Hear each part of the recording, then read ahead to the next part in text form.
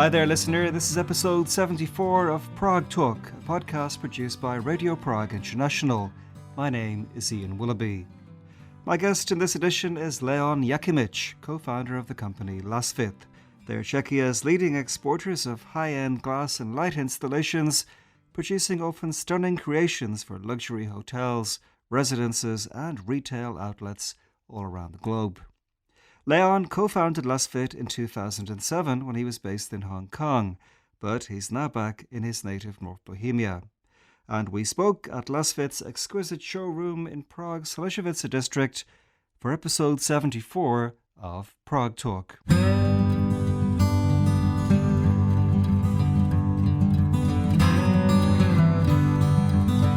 I'd first like to ask you please about your family background. You're from Liberec, but of course your name isn't Czech. Jakimič is a Serbian name, but it was in the 18th century that my many times grandfather moved from Serbia to Kiev, and then 1920 my grandfather reached Příchovice u Tanvaldu, so North Bohemia, and married Marie Swarovski from the Swarovski family, from the branch that did not move to Austria but stayed in Bohemia, and that was the beginning of the Jakimič Czech tradition. What about the family tradition of glass making? What exactly were you guys doing previous generations? Well, since I just mentioned about the Swarovski family, so part of my family glass making tradition can be traced to this family, and the other part is to the Schrammel family, which was my grandmother's maiden name, so my father's mother. She was from the half Sudeten German family of the famous engravers and glass cutters, the Schrammels. I was reading that you were a competitive tennis player in your younger days, but you quit after being beaten by Radek Štěpánek. Is that true? Well, yeah, to a certain degree, yes. I did not completely quit after losing to Radek Štěpánek, who was 3 years younger, in the final of the Czech championships. But I realized that I was probably not gonna be in the top 100 at least in the world, so I decided to really focus more on school while still continuing playing tennis, and I got a tennis scholarship in the States, so it was still very useful to play tennis, but not on the professional level. After studying in the US, you moved to Hong Kong, where you represented a different Czech glass company. Then you founded in 2007 Lasvit. But I'm curious, why did you found a company here but continue to live in Hong Kong? 2 reasons. One, the business, especially in those days, was Asia Pacific. So there was so many business opportunities. So I kind of decided that my co-founder Aleš Stýblo, who is today the CEO of Lasvit, would move to Czech Republic to put together the whole project management, design, engineering and production team. We acquired an existing metal studios, we bought an existing glass works and so on. Whereas I would focus on business development not only in Asia Pacific, globally, but from Asia Pacific, since there were the most numerous business opportunities. The other reason was my wife. She simply loves warm climates, ocean, so she really didn't want to move back to Czech at the time. And were you able to manage? I presume your mind was in 2 time zones at all times. It was actually even more than 2 time zones. We opened an office in New York and LA very soon afterwards, then Dubai office and so on. So it was quite a few time zones, but yes, in the beginning, I remember these Skype calls, 6 a.m. morning Hong Kong time, and there was 11 p.m. Or midnight in Czech. So yeah, these were the old days that when I think about them, I'm almost like thinking that it was a crazy idea to leave an existing job, reasonably well paid, for something completely new. But today I have absolutely no regrets, and I'm so grateful for that decision. What was your vision when you founded Lasvit? The vision was always to have a company that makes a true difference in this world through making something beautiful, something inspiring, something which is actually in fact more than just pretty, which is goes a bit deeper and can even maybe change people's lives, because when you surround yourself with something beautiful and meaningful, it can lift you up, it can inspire you, it can make you happier. So I always wanted to do something which would be more than making a product, which would be something connected to Czech, to a country that I'm very proud of and very, very excited about. And glass was natural because of my family tradition and because of the conditions, the reputation, the tradition, the skill, the know-how. So it was very, very natural in a way. Today we have fine-tuned the vision a little bit. We have redefined it so it can be kind of, in a way, measurable. And we have decided for the vision to be, Lasvit would like to be the first new luxury brand of the Czech Republic, loved globally. Czech Republic has never had luxury brands. We always had Baťa, Škoda, the best value kind of brands, and Czechs were always very good at it. But I think it's time for this country to have a product or brand that can really inspire people and not just actually sell, but more like people love it, people desire it, people basically don't buy it because it has a low price or it's got some features, but basically it's about an idea. And how close do you feel Lasvit is to achieving what you're talking about, being a Czech global luxury brand? We are very close and very far. Very close in a way that we are already the most famous Czech luxury brand in the B2B business, like among architects, interior designers, and people who really know, who like something amazing, bespoke, one-off. But a luxury brand in terms of like retail presence, in terms of general brand, where the people compare you to companies like Swarovski and other luxury companies, Hermes, Louis Vuitton, we are still far because we are still lacking a retail presence, but we are working on it, opening our own stores as well as looking for more third-party retailers, developing new products, also not just lights, but also tableware, glassware. In a few years, perhaps some very unique jewelry based on craftsmanship, not typical jewelry. So we are still have a long way to go. You create amazing objects for high-end customers in many parts of the world.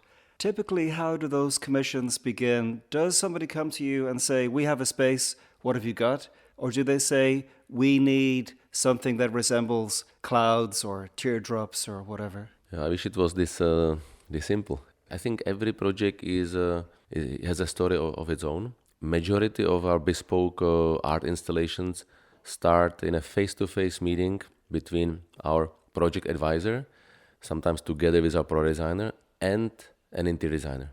I would say 60 to 70% of our projects start this way. Then after we brainstorm the original ideas and realize that what areas of the space, no matter it's a private home, office building, luxury hotel, super yacht, cruise line, retail store, then the product designer starts to brainstorm and create proposals, and maybe a few days, sometimes months, sometimes even years after that, we get to meet the owner. Sometimes we have 100% freedom that we can create whatever we think would work, and obviously we like that way because then our product designer can really think outside of the box.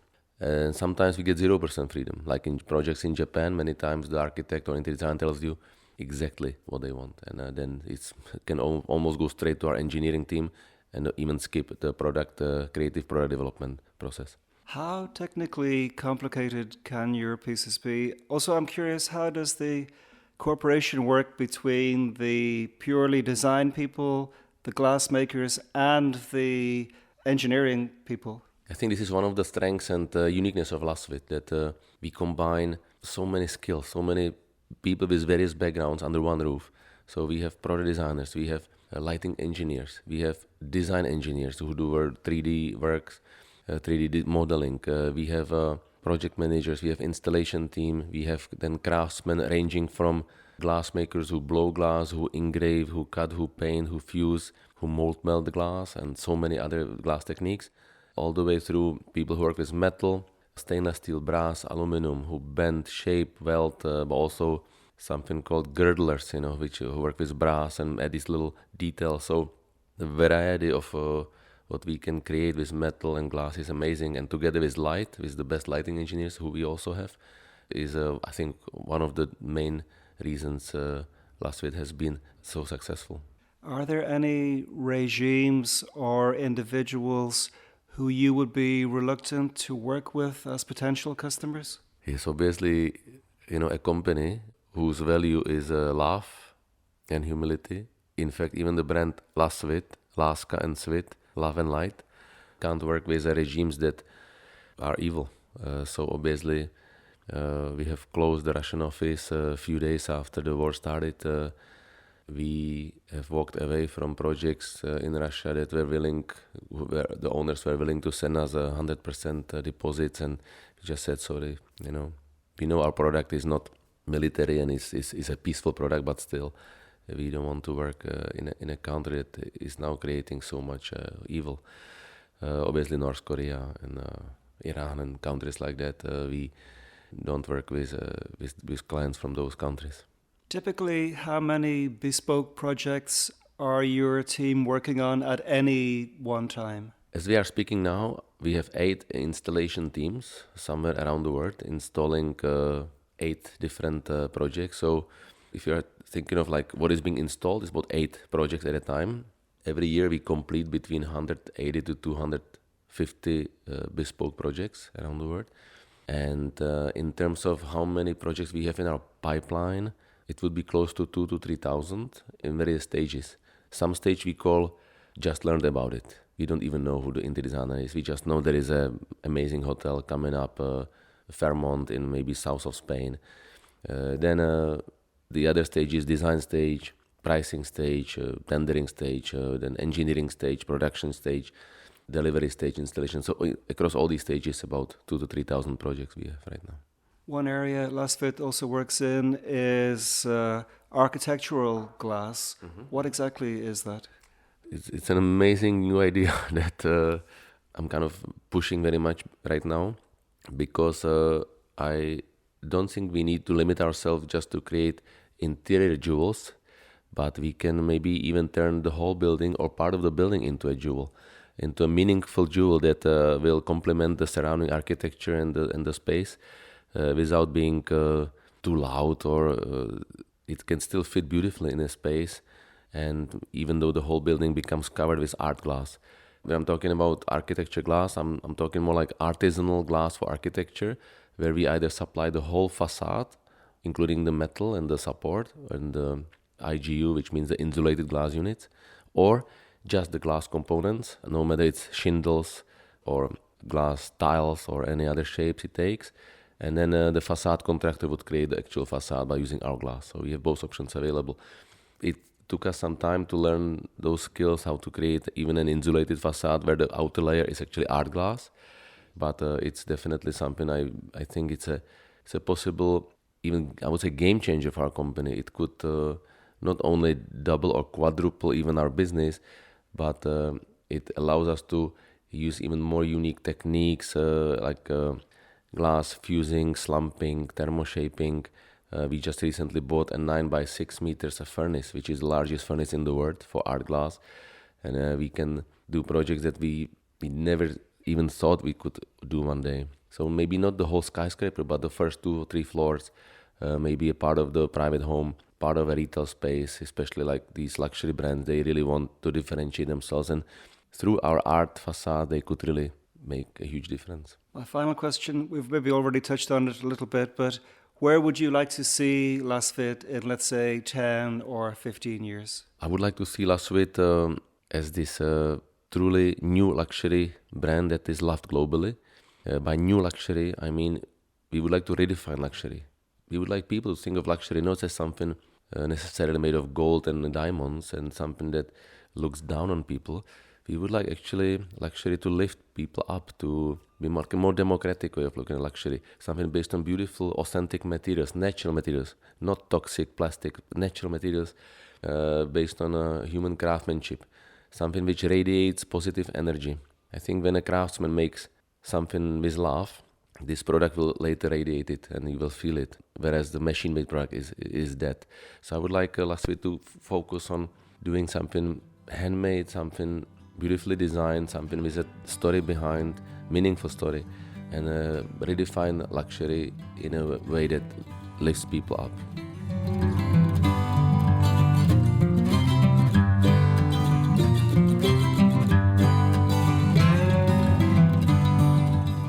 Many thanks indeed to Leon Jakimič. It was an absolute treat to get to hang out with him at the amazing showroom of one of my very favourite Czech companies.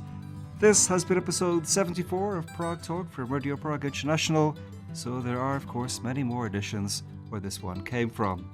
Check them out and also subscribe wherever you get podcasts.